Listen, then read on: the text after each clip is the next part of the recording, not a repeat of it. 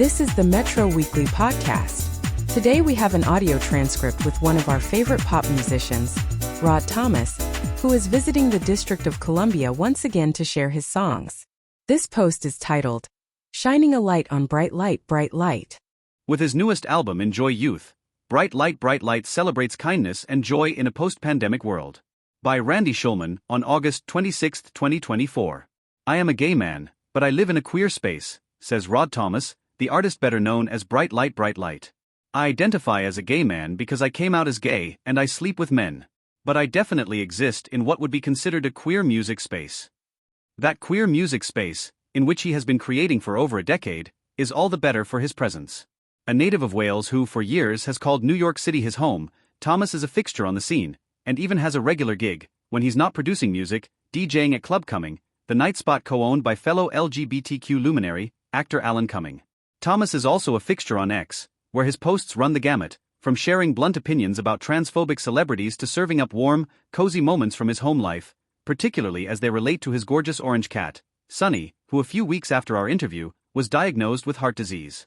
Thomas, bonding with cat owners everywhere, shared his frustration with giving Sunny his medications, and while not outwardly grim or self-pitying, has been frank about the reality that his cherished companion may not be with him for much longer. Little guy has heart disease and prognosis is poor, he recently tweeted. He's on meds but also reticent to take them, so I'm doing what I can as well as I can and being there for him knowing we have an uncertain length and limited time left. He's my favorite living thing. The outpouring from fans and followers has been overwhelming, to say the least, with many purchasing merchandise, including a Sunny the Cat unisex t-shirt, at brightlighthtx2bigcartel.com to help cover Sunny's mounting medical expenses. A master at the smiling playfully sexy selfie, Thomas, with his silken baritone, and skill at crafting catchy earworm melodies, is a standard bearer of musical elation, which he admits is his intent. Life is hard enough as it is, he reckons, so why not provide the world with a fresh breeze of kindness and joy? Ironically, Thomas's side passion is horror films. He's partial to Italian giallos, a genre typified by its boldly saturated colors and bizarre narratives. They're just kind of trashy, weird Italian horror films from the 60s, 70s, and 80s, with slutty and wild, crazy storylines, but with strong, fabulous women and really beautiful interiors, he says. The soundtracks for those films are often really lush and really intricate, and were done by incredible composers. His favorite of the genre is Mario Bava's classic Blood and Black Lace. Bright Light is currently doing short bursts of mini-tours to promote his latest album, Enjoy Youth, something he was unable to do with 2020's Fun City, as the pandemic shuttered the world, preventing any in-person encounters. The experience has been liberating for him, to once again see live audiences react to his music. Of course, audience adulation is a familiar feeling for an artist who once opened for Elton John and Cher. He'll bring the Enjoy Youth tour to DC's Pie Shop on October 20th. Enjoy Youth is a stunning piece of work, a celebratory callback to the origins of dance music. The record serves as a satisfying journey through historic touchstones, as well as a way forward. The intention was to pay homage to a lot of the types of songwriting and production that really gave me a lot of joy when I was growing up, says Thomas. But also what was really important for me was to work with people from that period of time, like getting Ultra Nate, Beth Hirsch, and Richard X on the record. A lot of people are sampling artists from back in the day, but I was like, well, they're still working and they're still alive and they still sound great, so why not just get them on the album? I really enjoyed that process of bringing my past joy into my present joy. Editor's note. The remainder of this post is a voice-generated interview from the original magazine format. Metro Weekly. I'd like to start with your childhood growing up in Wales. Tell me about your early years. Rod Thomas, it was, oh God, just a very different life. I grew up in the middle of nowhere, so it was very calm and very quiet, which is what I think drew me to cinema and the radio and media outlets. I was just so intrigued by the bright lights of cinema and different music styles on the radio. So I think I've always been very intrigued by these things that kind of broke the silence that was around me. I think it was good to grow up somewhere where it was very peaceful and very pretty, but it gave me something to aim for. I'm very glad that I didn't grow up somewhere like New York or London, where you had everything at your doorstep. It was healthy to have the desire to make you want to travel and want to explore different places. I'm very grateful for that. And Wales is an amazing country, so I'm very glad to come from there, as well. I just don't really think of it as my life now. It just doesn't really feel like the same universe even. It's so bizarre. I have a Welsh friend who showed me pictures of where he grew up, and it was just gorgeous, unlike anything I've seen. It's almost magical over there. It's a very different climate. The weather is so different. We have these amazing beaches and we have crazy forests and stuff like that. It's a really incredible place and I really appreciate it more when I go back now versus living there. There was such an itch to leave when I was younger because I could see the limitations. And now, being able to visit it, I have a completely different perspective. And I'm able to see just how amazing of a place it is. Did your parents encourage you to be creative? I don't think they actively encouraged it, but they were very encouraging whenever they saw me doing something creative. I'm lucky that where I'm from in Wales, it was very common in school to be encouraged to play an instrument. So music has always been a part of my life, and I think my parents were very happy that I was doing something like that instead of going out and smashing up cars or whatever people do. What was your first instrument? The recorder, which is kind of everyone's first. It was like the cheapest instrument, and in school you had to play that if you wanted to do an instrument. And once you did that, they kind of let you then upgrade to the instrument of choice. My first proper instrument was the flute. Later, it was the guitar. It was just cooler to play a guitar. I studied piano lessons and I just really sucked at them. I picked up the guitar because I was listening to lots of bands at the time that were guitar-based. And it just felt like that was the cool thing to do, and I was trying to be cool. Thomas laughs. I started writing songs on the guitar. And then, when I started writing songs sort of properly, at around 13 or 14, and wanted to be able to do little demos of things, I understood that you could use an electronic keyboard to do different sounds like strings and drums and synth pads. So I taught myself how to use the keyboard and really fell in love with the piano in a way that I never had before. And that became my primary instrument. So that is my primary instrument now, much more than the guitar. I haven't picked up my guitar for years, to be honest. It's weird how it will shift like that. You started composing so young. I did really enjoy the composition process. I have a ring binder of all of these hundreds and hundreds of songs that I wrote when I was 13 and 14. Some of the songs from my youth, I still have in my canon. When I did a reissue of the first album a couple of years ago for its 10th anniversary, there was one song on there that I wrote when I was 17 that I just played to death for such a long time. When I was singing on the subway in London, I used to play that song over and over and over. And people really loved it. It made me a lot of money. For this Enjoy Youth album cycle, the bonus edition has 4 songs that I wrote when I was 20.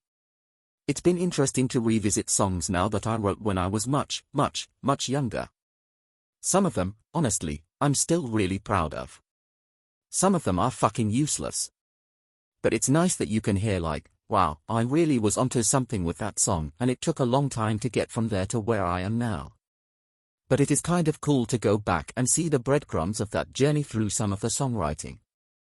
I remember my guitar teacher, when I was 15, just really didn't like the songs that I was writing. He was just like, these are no good at all. A year later I entered one of my songs into a local radio competition and I got radio play. I was so happy that I proved him wrong. That was my real first moment of like, oh wow, maybe this is something I'm good at. But I never thought that this could be my career. Where I'm from, people don't do stuff like this as a job. Mostly people have some kind of normal, understandable job and they make music as a hobby that can have varying degrees of success. So I never thought that this would be my job. I thought this would always just be the pleasure side of my life alongside an actual career. So it's crazy to me that I've ended up here. One thing in your career path blows my mind. I find it extraordinary that Elton John appears with you on several of your songs. One of the world's biggest superstars. That must be an amazing feeling. It's still very surreal. It's almost more surreal now, 10 years on, than it was at the time. Because I think at the time you don't really have the chance to process it. You just kind of go along with it. And now it feels so crazy that it even happened because it's just a normal part of my discourse now. We email all the time and he's just a friend. but it's so surreal to think that that became my life. That's why I don't really think about my childhood as the same life as the one that I have now, because it just doesn't feel like the same universe that I was living in. It just feels like all of the things that I've done since childhood, or since putting out the first album, they didn't exist in the reality that I thought I could possibly have growing up. It just feels so surreal to think of myself as the same person in both different realities. So what is Elton John like? He's amazing. He's really just so fucking amazing. It's well documented how much philanthropy and how much advocacy he does for his AIDS charity and for other LGBTQ+ artists. He is just the biggest music fan in the world. He loves music, he loves discovering new music. He loves uplifting people that he thinks are talented and that are working hard, and he's just very kind and really, really, really fucking funny. He's really one of the funniest people that I've met in my whole life, and he doesn't always know how hilarious he is. He's a real joy to be around. I'm forever grateful that I get to live in the same timeline as him and that I get to have private moments with him as well as public moments. It's a gift that the universe has given me that I truly can't believe is real. The gift for us are the tracks he appears with you on. They're so good, especially All in the Name, which is just wonderful. Thank you. There was never a day that I've been alive that he was not on the radio and that I accidentally heard him, let alone chose to listen to him. So to have somebody whose voice you've heard in every foreseeable living day of your life be on a song that you've written is absolutely wild. You opened for him on part of the Goodbye Yellow Brick Road tour. You also opened for Cher as well. So I naturally have to now ask, what is she like? I didn't spend much time with her, to be honest, but she was very sweet and just her whole team was so lovely. The really nice thing about doing shows with stars like Elton and Cher is that all of the people that travel with them are so kind and so helpful and so warm and so brilliant. It's such a different level of touring from when you do more independent venues and stuff, where everything feels like kind of a struggle. It can be really hard to get things done, and there are just so many variables all the time. And then you go into an arena like that and everyone is just so calm and so collected because they are well respected by the people that employ them, and everyone's working as a proper unit. It's amazing to slide into that world and just see how joyful live music can be. So I'm forever grateful to Cher and her team for taking me on the road. And watching her night after night was just delicious. Brilliant. I envy you. I want your life. My life has been so surreal and I'm very grateful for it. And God knows what will happen in the next 10 years or whatever of the career. But yeah, it's been pretty strange so far. Next time you're chatting with Elton, please tell him, Metro Weekly would love to have you on the cover. Thomas laughs. I'll see what I can do. Although, I'm such a long-time fan, I honestly would be too nervous to interview him. I wouldn't know what to say. The difference between his career and something like mine is that he was making music at a time when people put out multiple albums a year. So the pace between records was very different. Right now it's a couple of years between the albums. That's very true. Elton John put out 6 albums between 1970 and 1973 alone. Why did things change? Well, from my personal experience, I pay for everything. So I have to save up for years to put an album out. I don't know if that's a depressing answer, but it costs a lot of money to put an album out. I remember you once put out a tweet where you called yourself a small business owner. And I'd never thought of musicians that way, but it's true. It is at once satisfying, depressing, exhausting, uplifting, rewarding, and crushing. I said something along those lines when I first started making music, and I was slammed for that by somebody, I can't remember who, for making it sound like really uncool and really corporate. And I'm like, I think you completely misunderstood the point that I'm talking about long-term survival as a creative, where you have to be smart about things and you have to be realistic about stuff. You can be ambitious and you can aim for things, but you have to understand that not everything works and not everything is going to reap the rewards that you hope it does. And I don't know if the person who clapped back at me came from extreme privilege, where money was just not an issue to them, but not all of us come from families that have banks of cash where you can just keep making whatever the fuck you want and it doesn't matter if it works or not. For someone like me, and many other artists who don't have a label or funding behind them, but really just are making music and are in that world, you have to work out how to make the funds that you do have go as far as possible. There's things that you can't do and there's things that the money is better spent on and not better spent on. You have to think about profit, loss, sustainability, that kind of stuff. And that is running a business. So is running a coffee shop or making artwork for people, or whatever, it doesn't matter what the output is. You have to think about it, like, can I afford to keep doing it? And if you are lucky enough that it doesn't matter, great for you, but that's not everyone's reality. What is a musician's source of revenue at this point in the industry? Is it touring? That depends, because it costs a lot of money to do shows. So do you go and do a show where 3 people are going to come? Probably not, because you're going to lose money getting there. You're not going to make any money from it. So when people are like, why aren't you coming to Louisville, Kentucky? I'm like, because 3 people will come and it will cost me $1,000 to get there and I'll make about $32. As much as I would love to be playing in lots of places and I would love to connect with people in smaller towns that I have never been to, I can't afford to do it. So you have to be realistic about where you can actually sell tickets and you can break even at the very least. But there are a lot of income streams. For me it's like DJ gigs, co-writing, producing for other people, playing instruments for other people, doing live shows, putting out physical records. I do have a big buying fan base, so I do make money from records. Not a phenomenal amount of money, but they break even.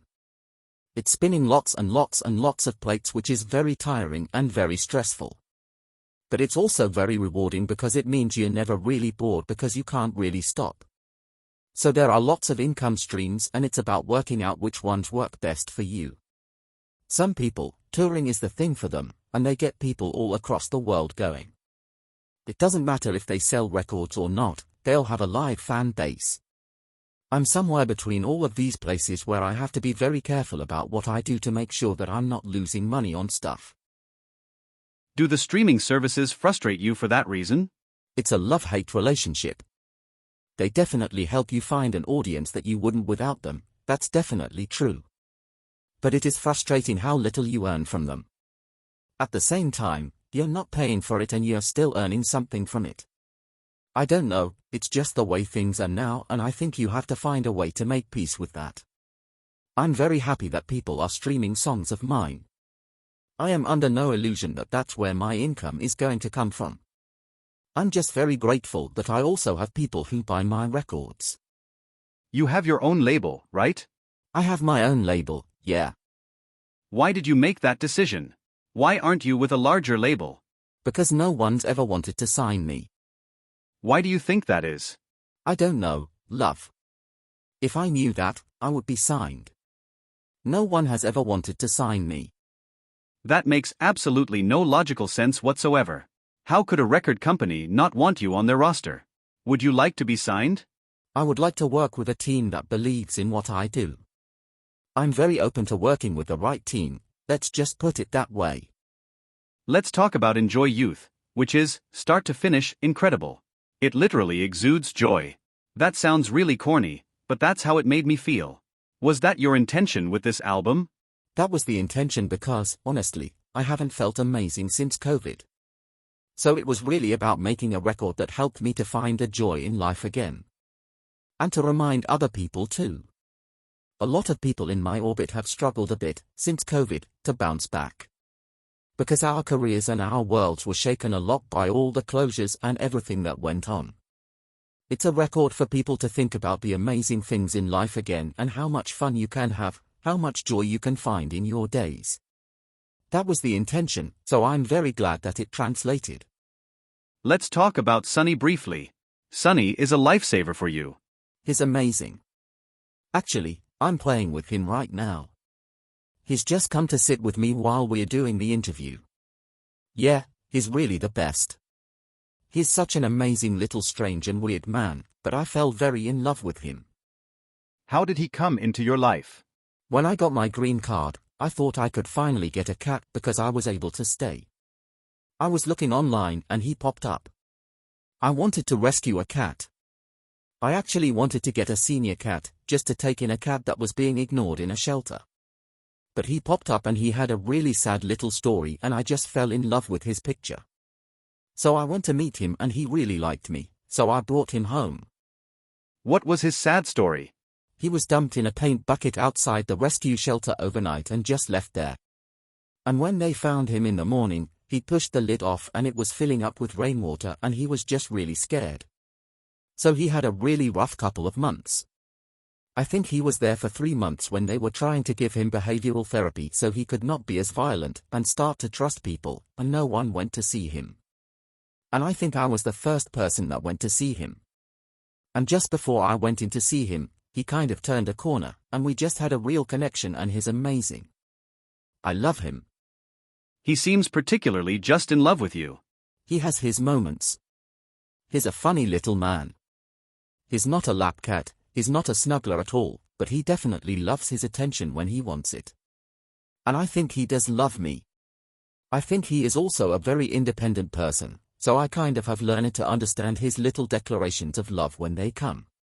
He's sweet and he is a very complicated cat. What's your next project? I'm not thinking about the next project. I'm thinking about this project, and I'm really just working out how I can take this album around and connect with people and see people from a stage in real life with this album, which I didn't get to do for the last album campaign because of COVID. So that's going to be the focus for a while, which is really nice. The reaction to the album has been amazing, and I'm really excited to see how it can live and grow in a live space. It's been so thrilling and so rewarding in a way that just getting online reactions can never be. Even the week after the album came out, having people singing the lyrics back at you, like, "How the hell do you know the song so quickly?" Laughs. And it just felt so electric. It really reminded me, which was the intention of the album, that life can be really joyful and really uplifting. And it was exactly the feeling that I was hoping to get from putting this album out, and it feels just amazing to have that already. So, yeah, it bodes well. Final question. What gives bright light joy? Kindness. I think the really lovely thing that I've managed to do with my music is create communities that are kind and loving and respectful to each other. So when I go do my shows and I see people chatting and making friends and looking out for each other, that makes me feel very proud. I feel very proud of the DJ sets that I do every week at Club Coming that bring together people that make friends and make little groups that come back with each other. To make a community and to see people being just kind and fun with each other makes me very proud. I hope that the album reminds people about the power of kindness, and I'm looking forward to just feeling that kindness around me, which I didn't get to do with the last album. So kindness gives me joy. Stream or purchase Enjoy Youth at www.brightlightx2.com. Follow Bright Light on X at brightlightx2. Bright Light will appear at the DC's Pie Shop, 1339 H Street Northeast, on Sunday, October 20th, 2024. Thanks for listening. Read more interviews like this by going to metroweekly.com. And if you enjoyed this post, please hit like or share and subscribe. Leave a comment too. We appreciate your feedback and support.